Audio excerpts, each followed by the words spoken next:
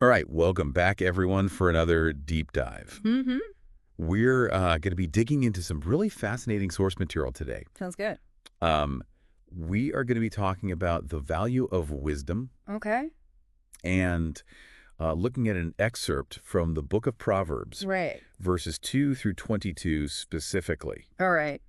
Now, this passage, it's not just about being a good person or, Yeah. following the rules. Right. It actually presents this idea of wisdom as something incredibly valuable, Mm-hmm. like something you have to actively seek out. Like a treasure almost. Exactly. Yeah. It talks about hidden treasures. Yeah. It talks about navigating tricky situations, Yeah. facing temptations even. Oh, wow. So I'm really curious to kind of unpack this with you and see what we can learn about this idea of pursuing wisdom. Yeah, that sounds fascinating. So right off the bat, the passage says, my son, if you accept my words and store up my commands within you, turning your ear to wisdom and applying your heart to understanding.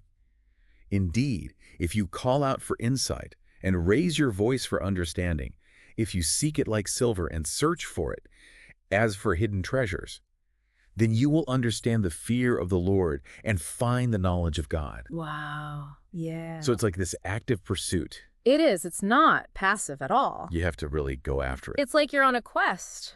Yeah. Exactly. What do you think about that? I think that's really interesting. I mean, it really elevates wisdom to this place of high value, you know? Yeah. Like, it's not something that's just going to come to you easily. Yeah. You have to put in the effort, you have to work for it, and Yeah. the rewards are worth it. Yeah, and I love that imagery too. Mhm. Seeking it like silver, Yeah. searching for it as hidden treasures. Absolutely. It's really like an adventure. It is. It's an adventure of knowledge. It's Yeah. an adventure of the mind and the spirit. Absolutely, and it's interesting too because silver in that time Right. was a significant form of currency and wealth. Oh, absolutely. So it's really saying that wisdom is a form of wealth, A different kind of wealth. even more valuable Yes, exactly. A wealth that you can't buy. than material riches. Right. You can't just go and purchase it. Right. It's something you have to develop. Yeah, and then it goes on to outline all these benefits, right? It does. It does. Just understanding knowledge, discretion, protection, yeah, Guidance? guidance, all these things that come from having wisdom. Mm-hmm. But then it also mentions something interesting. Okay. It says the fear of the Lord Right. is the beginning of wisdom. Interesting. So how do you connect that to all these practical advantages? That's a great question. Yeah. Because, sometimes people hear the phrase fear of the Lord and they think like, oh, it's about being afraid of God. Yeah. But it's not really about that. Right. It's more about reverence and respect Mm. and awe for something greater than yourself. Recognizing a higher authority. Yes, exactly. Yeah. And so when you have that understanding, Yeah. then you start to make choices that are in line with that. Right. It's like a moral compass. Yeah, a moral compass that guides your decisions. And then those decisions ultimately lead to all these other benefits. Exactly. The protection, the understanding, the knowledge. They're all interconnected. Right. It all kind of flows from that starting point. It does. It's a beautiful cycle. Yeah. But then the passage takes a little bit of a turn. Oh. And it starts warning us about some potential dangers. Okay, like what? Well, it talks about these men of perverted speech.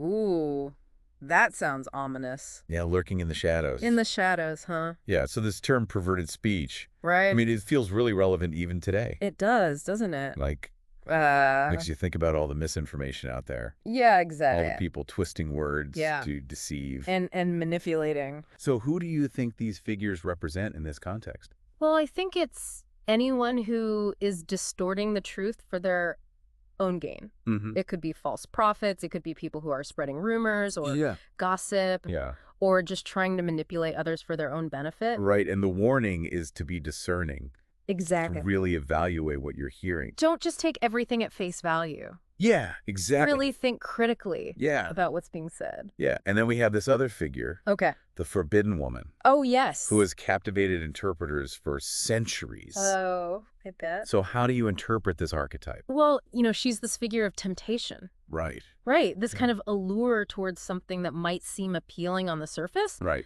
but ultimately leads to destruction. Yeah, and it's interesting because Proverbs Mm-hmm. really emphasizes commitment and fidelity. Right, it does. So this idea of a forbidden woman Right. really stands in contrast to that.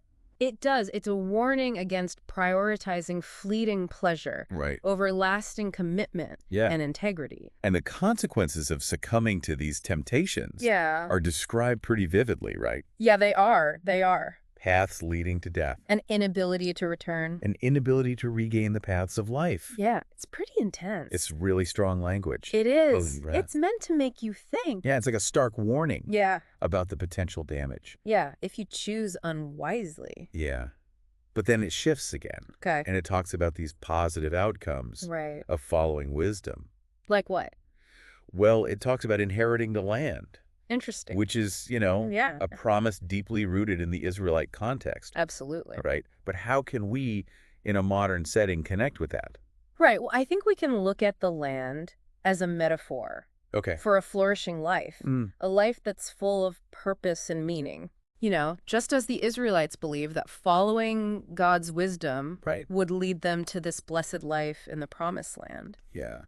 we can embrace wisdom today, Hmm. and it can lead us to a life of fulfillment. Right. So it's not just about material prosperity. No, it's not just about the stuff. It's about It's about something deeper. a sense of purpose, Yeah. contentment, Inner peace. inner peace, yeah, Yeah. and leaving a legacy That's a good way to put it. behind you. Yeah. Wow. I mean, this has been such an enlightening deep dive. It has. This idea of pursuing wisdom. Yeah. It's not just some ancient concept. No, it's time. It's a timeless guide Absolutely. for navigating life. I think so too. And I'm just curious, if you were to embark on your own quest for wisdom, where would you begin your search? Oh, wow. That's a big question. It is.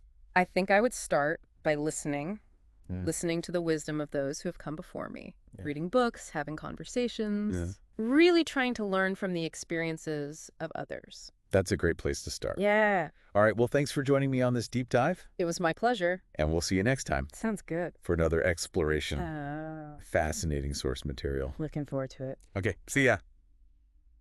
Bye.